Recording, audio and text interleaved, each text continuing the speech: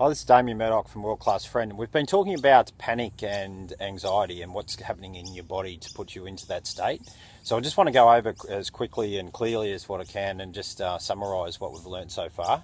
So what's happening with your body when you're in an anxious state is that your body is perceiving you to be in danger. It's been the programming, I'm always talking about programming, and the programming at some stage has gone a bit haywire, and so your body is perceiving you to be in danger, and so it's releasing, it's going through what's called a stress cascade, which is releasing chemicals to prepare you to either fight or flee the threat.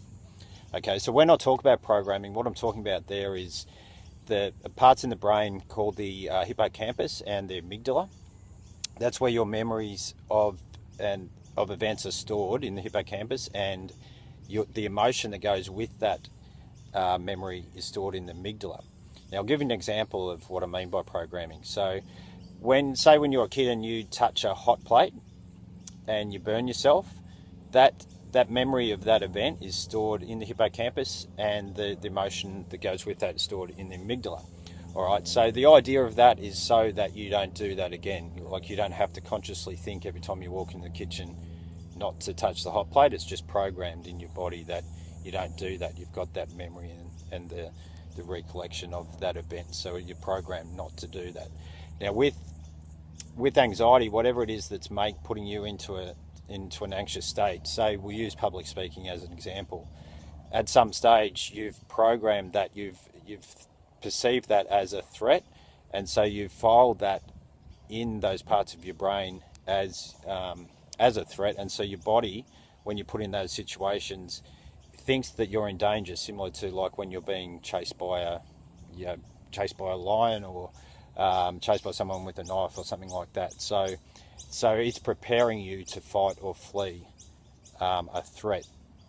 So what we can do is take charge of the release of those chemicals, that stress cascade, and we can do that with the use of our body.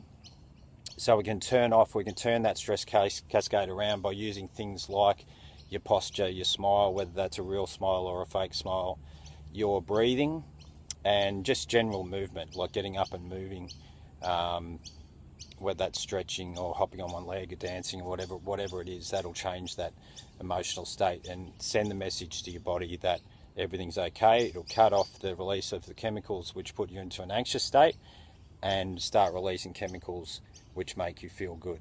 All right, so that's the way we can use our body. We can also use our focus, and that's what I'm going to get to next. And then after that, we'll learn how we can use our self-talk, or the things that we're saying to ourselves in our mind, how we can use that to change, to take charge of that stress cascade happening in our body. And the other thing that we can do is, when I talk about the programming in those parts of the brain, we can also get in there and change that programming. So we'll be getting to that down the track as well. So stay with us. We're talking anxiety in the month of October. This has been Damien Murdock from World Class Friend. Stay tuned, and please leave comments and share this with anyone that you think could use this information. All right, cheers.